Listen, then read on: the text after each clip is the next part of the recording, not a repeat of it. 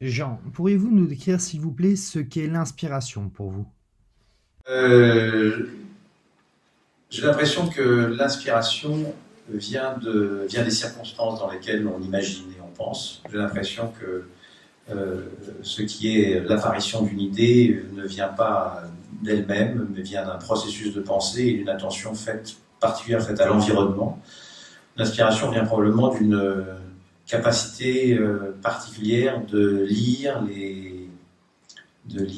la relation entre les circonstances du présent et les projections possibles mentales vers l'avenir. Je pense que les artistes ne sont pas particulièrement inspirés. Je pense qu'ils recherchent des logiques d'un autre ordre.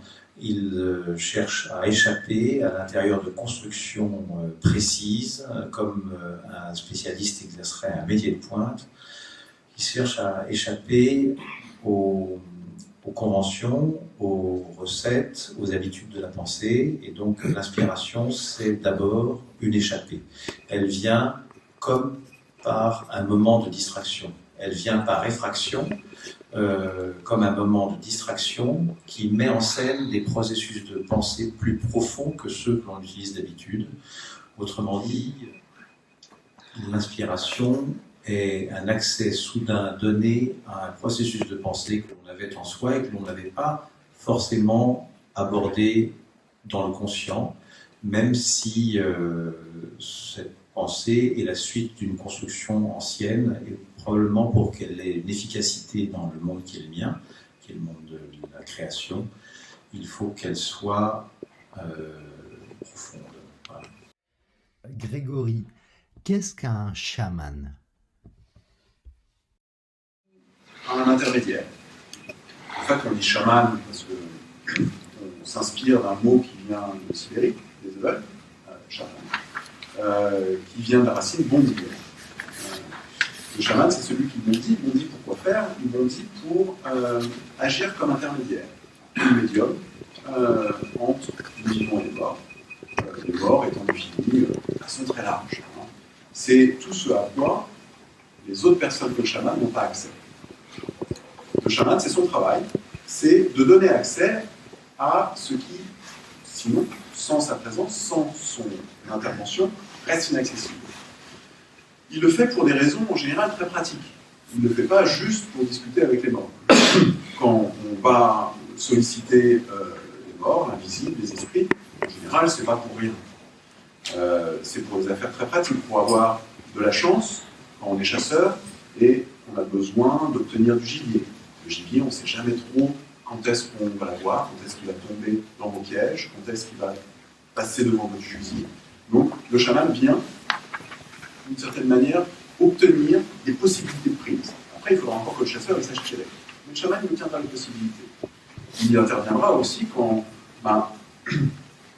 les personnes malades ou en danger de mort doivent être sauvées de l'emprise qu'ont les esprits ou les morts sur eux. Il interviendra pour négocier la vie des personnes de sa communauté auprès des esprits.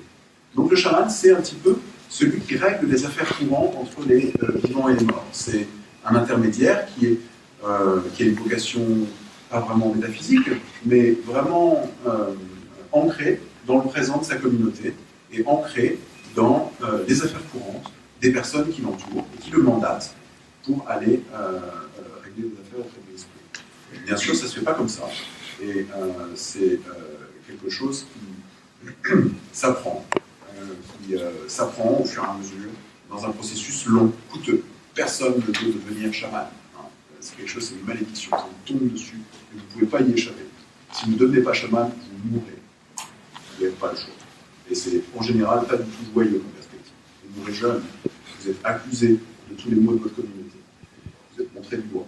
Vous avez du mal à trouver une famille. Mais bon, c'est comme ça. Et on a besoin de vous, et vous avez certaines satisfactions quand vous pouvez participer au bien-être des gens qui vous entourent. Corinne, comment liez-vous le fait d'être écrivain et chaman? J'aime pas cette question. Je ne conjugue pas, je vis avec, voilà, c'est tout. Chaman, je ne me reconnais pas trop quand même dans ce mot-là, parce que c'est davantage une culture qu'autre chose.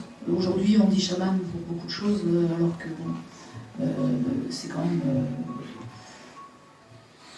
bien spécifique à chaque culture. Donc je ne me définis pas comme une chamane, simplement les chamans m'ont reconnue comme une des leurs parce que j'ai acquis des capacités dites chamaniques, mais n'importe quel mongol dans la rue est plus chaman que moi dans la mesure où les rituels sont sa culture. Voilà. Donc après, qu'est-ce que c'était la suite? Le fait aussi d'écrire et de composer. C'est toujours un état agréable qui permet de fuir le cerveau spéculatif. Donc d'être pas tout le temps dans l'intellect et dans ce travail-là. Donc c'est quelque chose qui fait qu'on peut s'évader. Et puis voilà, c'est surtout agréable. Et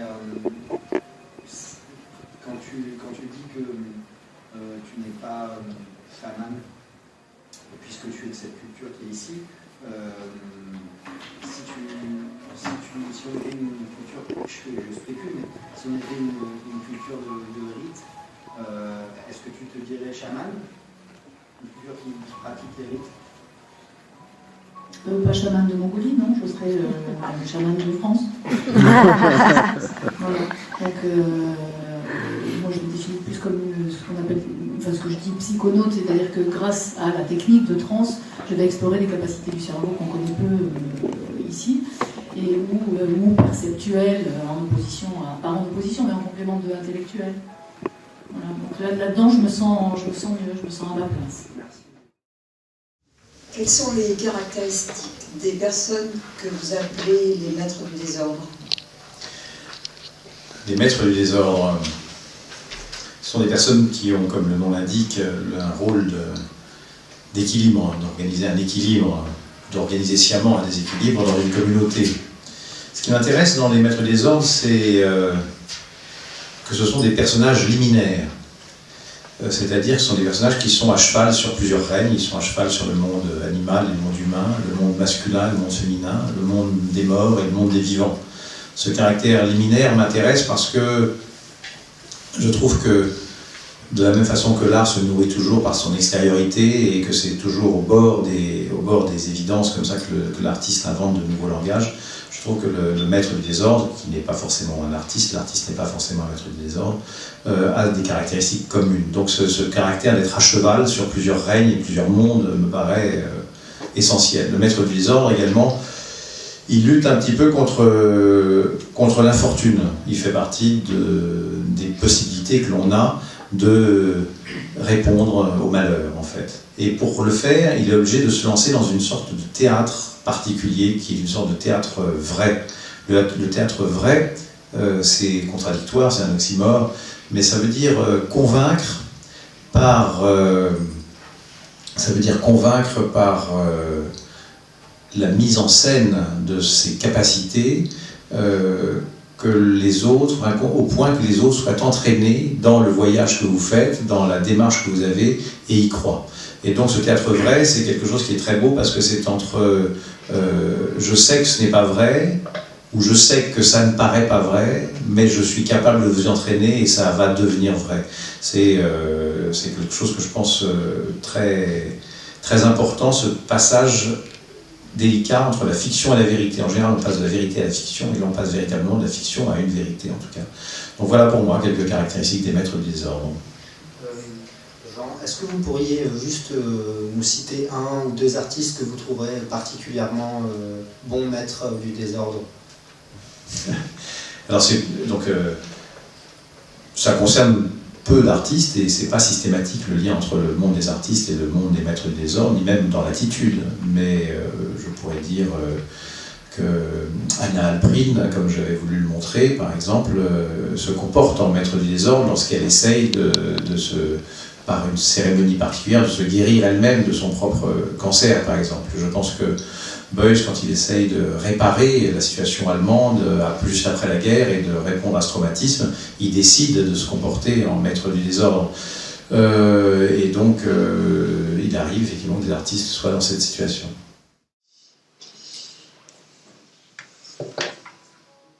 Corinne, est-ce que vous pouvez nous détailler les recherches que vous menez au Canada?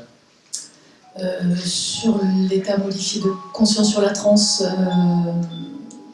il se trouve que le son du tambour en Mongolie a provoqué une transe sur moi en assistant à une cérémonie.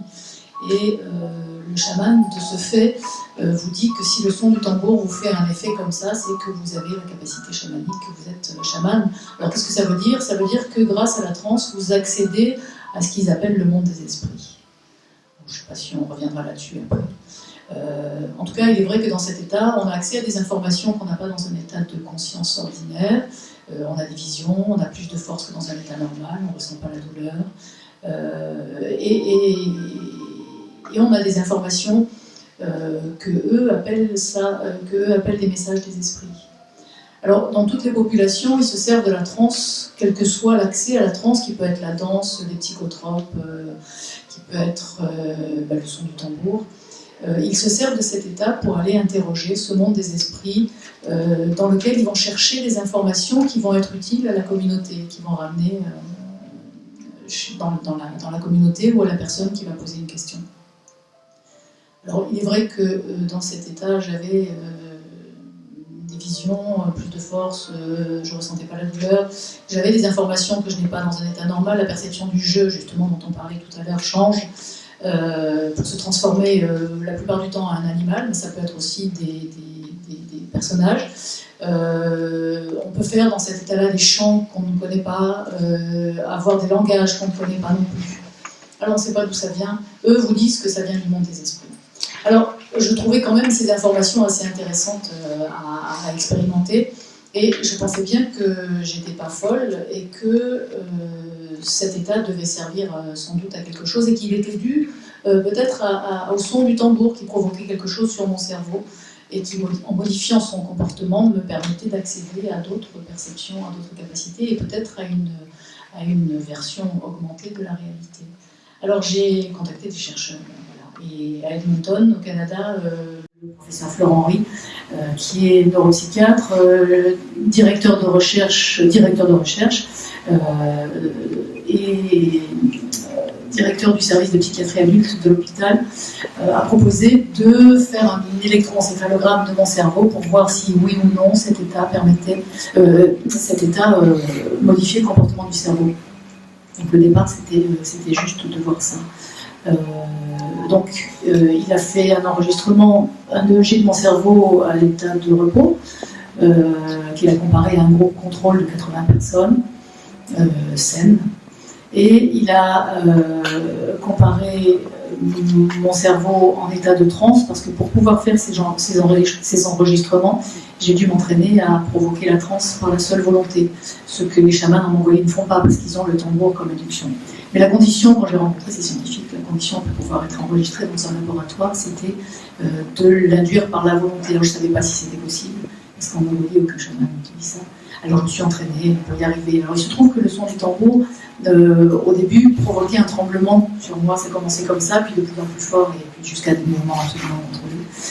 Et donc je me suis dit, si j'ai pas le son du tambour, mais que je reproduis ces gestes, peut-être que ça va induire la transe, et que je vais retrouver cet état. Et c'est ce qui s'est passé. Donc j'ai réussi à réinduire la transe juste en provoquant ce tremblement. Aujourd'hui, j'ai plus besoin de rien pour la provoquer, juste de me décider, c'est tout. Donc, ce qui montre que c'est un entraînement, donc une capacité du cerveau. Déjà, on avait quelques indices. Mais les enregistrements étaient censés démontrer que cet état, en modifiant le comportement du cerveau, nous permettait d'accéder à toutes les informations.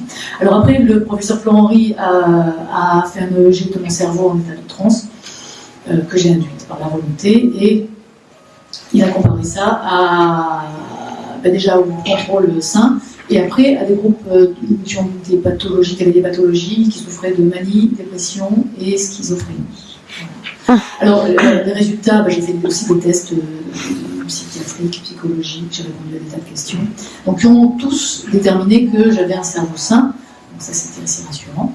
Et puis le professeur Florent Henry m'a dit après que la transe, en revanche, pour lui c'était un état dangereux. Dans la mesure où, en comparant ces tracés aux 3 groupes contrôle souffrant des 3 pathologies dont je vous ai parlé, les tracés étaient similaires. Alors, non seulement similaires à 1 ou à 2 ou à 3, mais aux 3 à la fois. Alors, il ne comprenait pas pourquoi un cerveau sain pouvait, juste par la volonté, provoquer un tel stress dans le cerveau et en revenir juste par la volonté et sans en garder aucune séquelle. Donc lui, ça lui a fait peur parce qu'il s'est dit, si ton cerveau est dans cet état-là, tu me dis que tu vas redevenir normal, que tu ne vas pas rester bloqué dans cet état-là. Donc lui, il définit ça comme une psycho généralisée, et il dit, pour moi, c'est dangereux, je ne veux pas que tu fasses des trans. Voilà. Alors, là, si on se tourne vers la tradition, on voit que les chamans, qui pratiquent ça toute leur vie, et qui pratiquent ça, ces traditions de 7-8 000 ans à peu près, ils ne sont pas tous schizophrènes, ils n'ont pas tous développé la maladie, ils en reviennent. Et donc j'ai parlé de ça au professeur Florent Henry, qui reste sceptique. En revanche, d'autres chercheurs, eux, disent mais non, il ne faut pas comparer cet état du cerveau à des pathologies, parce qu'il faut considérer que c'est un état qu'on ne connaît pas. C'est comme si on disait que les yeux bleus étaient une pathologie, parce qu'on ne les a jamais vus. Voilà. Donc c'est un état du cerveau qu'on ne connaît pas, et pour d'autres chercheurs, c'est juste quelque chose qu'il va falloir étudier, redéfinir, et arrêter de comparer à des pathologies. Mais on les compare à des pathologies parce que c'est tout ce qu'on a sous la main pour l'instant. Voilà. Didier, existe-t-il un lien entre l'artiste, l'hallucination ou la vision ? C'est indiscutable puisqu'elle était provoquée par des substances chimiques. D'autres ont utilisé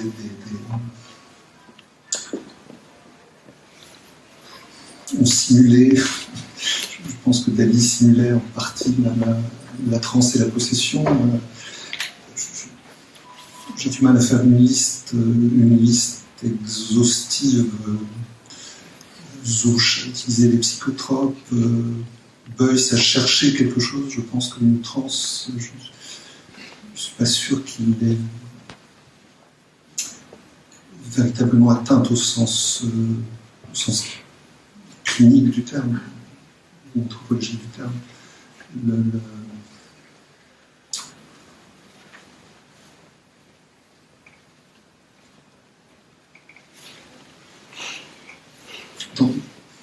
Dans l'espace moderne, évidemment, les surréalistes ont compté beaucoup. La période des sommeils avec Desnos, c'était une forme de transe, bien entendu, qui impliquait des expériences de télépathie, par exemple, entre Desnos et Duchamp, que je n'avais véritablement cru. Est-ce que tu pourrais juste, par exemple, me parler d'un artiste et de son rapport à l'hallucination, un seul qui te plaît particulièrement? L'artiste qui, pour moi, a été déterminant, c'est-à-dire celui dont j'ai affiché une reproduction dans ma chambre à 14 ans, et la reproduction ne m'a jamais quitté, c'est de Chirico, qui décrit une sorte de transe calme qui convient à l'esprit voltairien, qui est le mien, qui se produit simplement un après-midi d'automne sur une place d'Italie et qui est qu'il appelle lui non pas transe mais révélation, qui ressemble beaucoup aux expériences qui sont décrite par les phénoménologues et qu'ils appellent épopée, révolution, c'est-à-dire ce moment où le monde vous apparaît tout à coup sans adjectif dans la mélancolie de son absurdité. Pour moi, De Chirico a été véritablement fondateur. La première fois que j'ai vu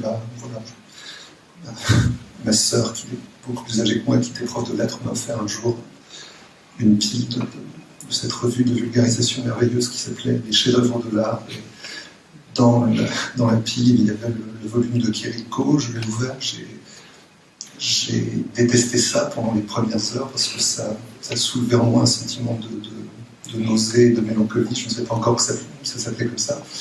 Et j'ai mis un peu de temps à comprendre que ce sentiment de légère nausée, parce qu'il était apprivoisé dans le tableau et qu'il n'allait pas sortir, qu'il y avait là la clé de quelque chose. Je pense que l'expérience de Chirico est pour moi la transe idéale parce qu'elle est sans signe extérieur de transe. Grégory, s'il vous plaît, pourriez-vous nous dire comment et qui est appelé à devenir chaman en Mongolie? L'idée est très répandue qu'un chaman, justement, comme je disais, choisit pas être chaman, parce que c'est quelque chose de très désagréable comme nouvelle, de savoir qu'on doit devenir chaman. Donc les chamans sont censés être élus par les esprits. Voilà. Donc ça se manifeste par un certain nombre de signes. On lit dans les livres sur le chamanisme en général qu'il y a certaines maladies qui sont typiquement associées au chamanisme. Alors, il y a l'asthme, les saignements de nez ou plein d'autres choses. Avec un ami, lui il sait tout en lui-même, j'ai beaucoup asthmatique, c'est pas resté. Mais en fait, il y a plein d'autres choses qui décident de l'élection chamanique. Je ne pense pas malheureusement très vite, parce que j'aurais bien aimé, c'est une sorte de distinction. C'est une maladie en fait incurable. C'est-à-dire que le signe d'une élection chamanique, et ça c'est vraiment ce qui est commun à travers toutes les populations, qu'on désigne comme pratiquant le chamanisme, on reconnaît comme chaman quelqu'un qui ne peut pas se sortir de sa maladie à moins de devenir chaman. Donc ça c'est décidé par qui? C'est décidé par un autre chaman qui va lui dire bon, mon bonhomme, je ne peux pas te soigner. La seule manière de te soigner, c'est que toi-même tu te soignes en commençant une initiation chamanique. Et cette capacité à avoir surmonté sa propre maladie chronique, avec l'aide des esprits, qualifie la personne qui était avant le malade pour soigner les autres. Ça a suscité beaucoup de parallèles avec la psychanalyse, évidemment. Non, parce que c'est les anciens malades qui peuvent devenir les soigneurs de la communauté. Mais c'est en général comme ça que ça se passe, avec des signes d'élection différents selon les personnes. Il y a aussi des signes d'élection extérieurs. En Sibérie, les personnes qui avaient été foudroyées et qui avaient survécu étaient reconnues comme élues par les esprits pour devenir chaman, d'autres choses. Et ensuite, l'élection chamanique, ça implique une transformation vraiment du corps. Hein, ça vous l'avez dit tout à l'heure, et c'est aussi ce qui fait qu'une personne est particulièrement qualifiée pour devenir chaman. C'est pas juste que quelqu'un a dit bon bah toi tu dois devenir chaman, c'est vraiment une transformation dans son corps. Les Sibériens, plusieurs sociétés de Sibérie racontent que les chamans ont un squelette différent.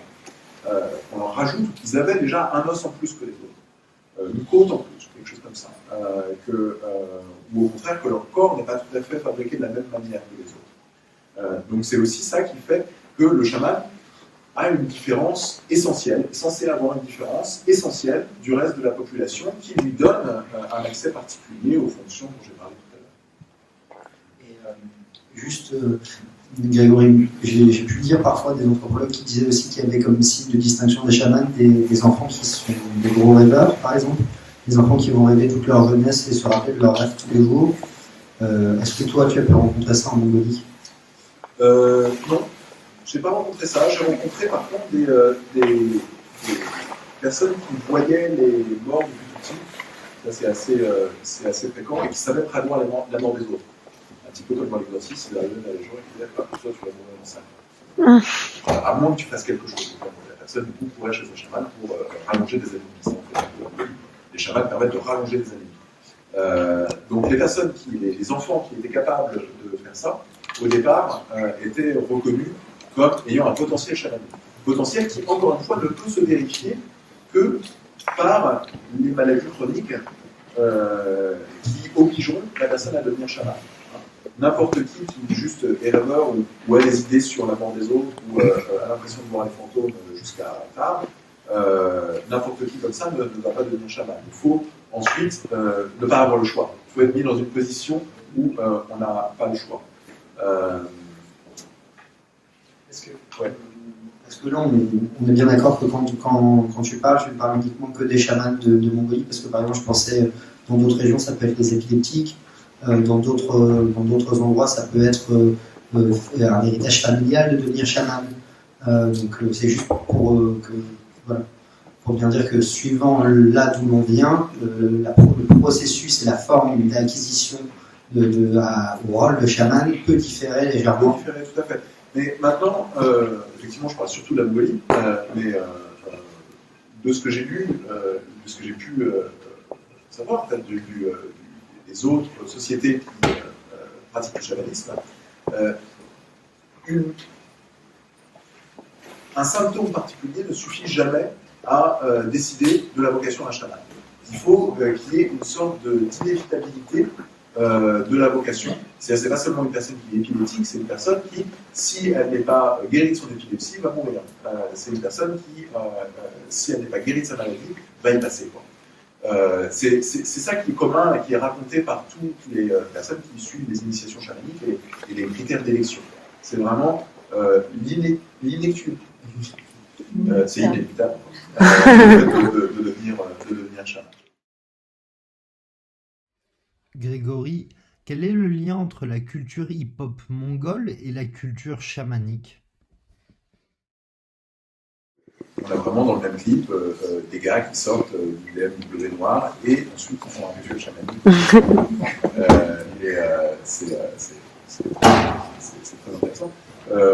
En général, c'est pour célébrer la supériorité inhérente des Mongols sur le reste du monde. C'est un petit peu moins sympathique. Mais dans le cadre de l'hip-hop, le chamanisme, c'est vraiment une des choses qui assoit la supériorité des Mongols sur le reste du monde depuis Gengis Khan. C'est quelque chose sur lequel les chamans aiment beaucoup insister, c'est que quand la Mongolie gouvernait le monde, avait conquis la majeure partie du monde connu, Gengis Khan était conseillé par les chamans. C'est ça qui lui permettait de gagner les batailles, parce qu'il savait à l'avance quelle stratégie adopter. Évidemment, il avait la puissance du ciel éternel avec lui. Voilà, Dors revendiquer de la puissance du ciel éternel, c'est très confortable, c'est un thème commun au chamanisme et au hip-hop. Pour dire d'autres, évidemment, les techniques vocales très riches en Mongolie qui font que les Mongols sont très très doués en hip-hop. Enfin, je veux dire, c'est pas du tout une lubie que j'ai eue d'étudier le hip-hop mongol. C'est un genre musical qui est extrêmement riche, extrêmement inventif. Je ne comprends pas pourquoi c'est pas plus étudié et pourquoi toutes les personnes à qui je le fais écouter ne sont pas sensibles. Quelle est la place de l'objet et de l'image dans la pratique chamanique, Corinne? Entre les pensées, dans l'espace entre les pensées. Alors c'est, par exemple, vous êtes en train de rêvasser comme je le faisais, et puis moi, je vous dis qu'est-ce que l'esprit? Voilà, donc vous faites la même tête, et ça oblige la personne à comprendre et à aller dans un état qui bloque la pensée, et qui fait que tout d'un coup, elle est dans l'instant entre les pensées. Et c'est cet instant-là qui nous dit autre chose de la réalité et que provoque la transe aussi. Alors, cette expérience est intéressante à ce titre-là aussi, parce que quand on écoute de la musique, on n'est pas du tout, on est juste ailleurs. Et puis la question arrive et ça provoque un peu un état de choc. Donc c'est intéressant à ce titre-là aussi. Donc c'est vraiment un exercice entre la pensée perceptive et la pensée spéculative qui est d'ordre intellectuel. Donc du coup j'ai oublié la question. La place de l'objet et de l'image. La place de l'objet et de l'image, elle est très importante. L'objet est un support rituel qui va permettre à la pensée et à l'individu, à la psychologie de l'individu, de poser le problème. Par exemple, on peut faire un objet qui représente, on va avoir un chaman, on peut faire un objet qui représente le problème. Alors c'est bien déjà, parce que c'est la notion de passer de l'abstrait au concret. Donc quand on voit son problème concrètement devant soi, psychologiquement, il est plus facile de l'éliminer. Donc ça, c'est bien fichu, et les rituels, quand on les observe de près, ont vraiment bien étudié la psychologie humaine. Ça, c'est vraiment bien fait. En plus, le chaman vous donne d'autres objets qui sont censés vous protéger, que vous ramenez à la maison. Certains appellent ça des gris-gris, des porte-bonheur, appelez ça comme vous voulez. Donc ces objets sont ramenés, et ça aussi, ça permet de restaurer une confiance. Donc les objets sont très importants dans le rituel, et après il restait l'image. Alors l'image, c'est pareil. Le chaman utilise les images qu'il va voir pendant la transe pour en tirer des informations. Alors il est probable que ces images sont liées à la culture, parce que,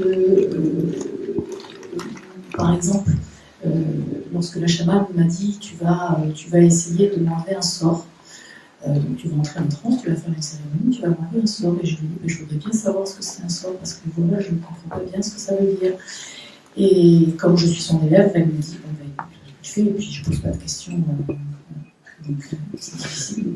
Donc je fais une transe, et dans les visions que j'ai, effectivement l'image, c'est l'image de cette espèce de gargouille, des gargouilles qui sont sur les façades des églises.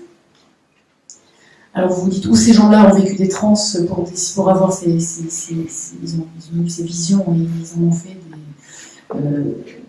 des personnages malfaisants, des entités malfaisantes, et ils les ont mis sur les églises. Ou alors, moi, c'est ma culture à moi, qui fait qu'en ayant vu ces images, j'ai l'impression, mon cerveau les traduit comme ça. Lorsque, pendant la transe, je capte l'information, mon cerveau les traduit sous forme de cette image, parce que c'est ma culture. Donc j'ai pas pu savoir si le chaman, lui, quand il voit ce qu'on appelle un mauvais sort, parce que là j'ai compris ce que ça voulait dire, un mauvais sort, ça voulait dire qu'on a une vision comme ça, qui est très néfaste, avec un personnage comme ça, c'est très laid. Donc le travail de la transe, c'est de chasser cette chose et de la renvoyer d'où elle vient. Donc instinctivement, intuitivement, pendant la transe, j'ai chassé ce truc-là, mais c'est pas moi, c'est le loup qui prend ma place à ce moment-là, qui devient un guerrier et qui chasse cette chose-là à coup de tambour. Mais tout ça est intellectualisé là, mais en fait ça se fait tout seul pendant la transe, c'est-à-dire que vous n'avez pas le choix. Tout d'un coup vous avez envie de crier à ce truc-là, de hurler comme un loup et de le chasser, ça se fait tout seul, c'est pas nous qui choisissons, et c'est ça qui est intéressant dans cet état justement. C'est pour ça que les chamans nous disent que vous êtes possédés par l'animal. Donc j'ai compris ce jour-là ce qu'elle voulait dire par on m'a jeté un sort. Ça veut dire que on lui avait lancé une information qui dans mon cerveau a été traduite comme ça. C'est pour ça que je ne sais pas si c'est d'ordre culturel ou si c'est vraiment l'image que tout le monde peut avoir, si c'est d'ordre cognitif ou pas. Les artistes d'aujourd'hui gagneraient-ils à s'intéresser davantage aux pratiques animistes, à la médecine, à la transe ou à la recherche spirituelle ? Je pense que c'est quelque chose de très important. Tout d'un coup, on a une sorte d'extension de conscience qui change beaucoup les relations qu'on peut avoir avec le monde autour de nous. Et je crois que l'artiste qui vit dans un monde séparé, où il penserait que le présent et le passé sont des mondes différents, par exemple, perdrait beaucoup. Il est évident que n'importe quel artiste doit se sentir en conversation avec aussi bien Lascaux que John Cage, que Titien, et que cette conversation de la non-séparation est caractéristique, je pense, du monde animiste, d'une part. D'autre part, pour moi, à l'évidence, le travail sur la force des objets du monde animiste, le travail sur les états altérés de conscience, sur l'extension de la sensibilité, sur la négociation avec des mondes qui ne sont pas les nôtres, avec l'organisation des signes comme des systèmes de lecture, les signes que la nature met à notre disposition et en faire des éléments de lecture, la façon dont on peut se rendre compte que toute forme est le vêtement d'une signification particulière et que rien n'arrive sans une compréhension pratiquement conceptuelle de ce qu'est l'univers, tout ça me paraît extraordinairement enrichissant pour les artistes contemporains.